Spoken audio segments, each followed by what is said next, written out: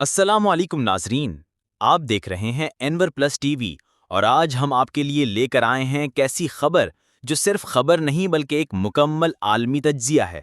موضوع ہے ایران کی نئی عالمی حکمت عملی۔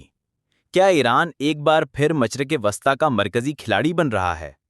کیا امریکہ، اسرائیل اور سعودی عرب کی نیندیں حرام ہو چکی ہیں؟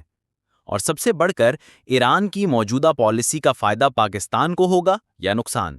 آج کے اس مکمل تجزیے میں ہم ان سب پہلوؤں کا گہرا جائزہ لیں گے۔ پہلا حصہ، ایران کہاں کھڑا ہے؟ تاریخی اور سیاسی سیاق و سباق۔ ایران ایک ایسا ملک ہے جو محض جغرافیہ نہیں، ایک نظریہ بھی ہے۔ 1979 کا اسلامی انقلاب نہ صرف ایران بلکہ پورے خطے کے لیے ایک نئی شروعات تھی۔ آج 45 سال بعد ایران ایک بار پھر ایک نئی صف بندی میں شامل ہو رہا ہے۔ روس، چین، ترکی اور شام جیسے ممالک کے ساتھ اس کے تعلقات مزید مضبوط ہو رہے ہیں، جبکہ امریکہ اور اسرائیل کے ساتھ اس کی دشمنی پہلے سے زیادہ کھل کر سامنے آ رہی ہے۔ دوسرا حصہ، حالیہ بین الاقوامی تعلقات اور معاہدے۔ ایک، چین سے اسٹریٹجک معاہدہ۔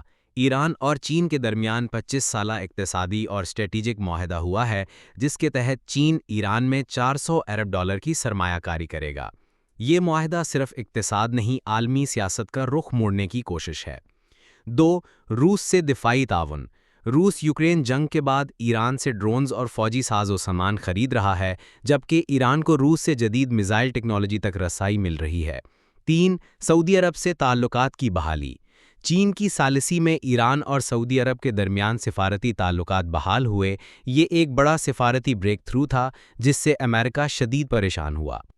تیسرا حصہ، اسرائیل، امریکہ اور مغربی دنیا کا رد عمل۔ ایران کی بڑھتی طاقت اور اثر و رسوخ سے سب سے زیادہ خطرہ اسرائیل اور امریکہ کو ہے۔ اسی لیے ایران کے جوہری پروگرام پر مسلسل پابندیاں لگائی جا رہی ہیں۔ موساد یعنی اسرائیلی خفیہ ایجنسی ایران میں سائنسدانوں کو ٹارگٹ کر رہی ہے۔ امریکہ نے خلیجی ممالک میں اپنی فوجی موجودگی کو بڑھا دیا ہے۔ لیکن اس کے باوجود ایران نہ صرف ان پابندیوں سے بچ رہا ہے بلکہ خود مختاری کے ساتھ آگے بڑھ رہا ہے۔ مشرق وسطیٰ میں ایران کا کردار۔ یمن، ایران ہوتھی باغیوں کی حمایت کرتا ہے۔ شام، بشار الاسد کی حکومت کو ایران نے جنگ میں سہارا دیا۔ عراق، ایران کی پشت پناہی سے عراقی حکومت میں شیعہ اثر و رسوخ نمایاں ہوا۔ لبنان، حزب اللہ کو ایران کی حمایت حاصل ہے۔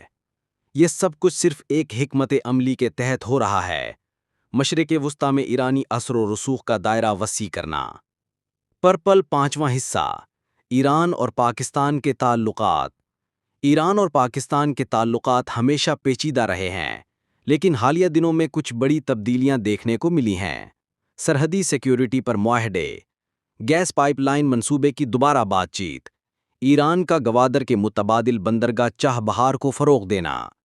پاکستان کو ایک توازن رکھنا ہوگا، ایران کے ساتھ تعلقات بھی اور سعودی عرب و چین کے ساتھ مفاد بھی۔ بلیک چھٹا حصہ، ایران کا مستقبل، دوست یا خطرہ۔ ایران ایک ایسی ریاست بنتا جا رہا ہے جو امریکہ کے اثر سے آزاد ہو کر چین اور روس کے بلاک میں جا رہی ہے۔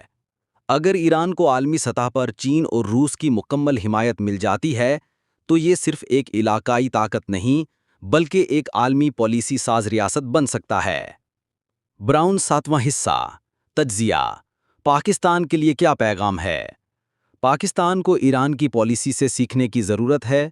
خود انحصاری کی پالیسی، عالمی طاقتوں سے متوازن تعلقات، علاقائی سیاست میں مؤثر کردار۔ پاکستان کو چاہیے کہ وہ ایران سے صرف مقابلہ نہ کرے بلکہ ایک نئے اتحاد، ایک نئی صف بندی میں خود کو محفوظ کرے۔ ناظرین، ایران صرف ایک ملک نہیں، ایک مسلسل بدلتا ہوا نظریہ ہے، ایک ایسی حکمت عملی جو دشمنوں کو کمزور اور اتحادیوں کو مضبوط کرتی ہے۔ اب دیکھنا یہ ہے کہ ایران کی یہ نئی پالیسی دنیا کو کس رخ پر لے جاتی ہے۔ اگر آپ کو ویڈیو پسند آئی ہو تو لائک، شیئر اور سبسکرائب کرنا نہ بھولیں۔ تب تک کے لیے اجازت دیجیے، خدا حافظ۔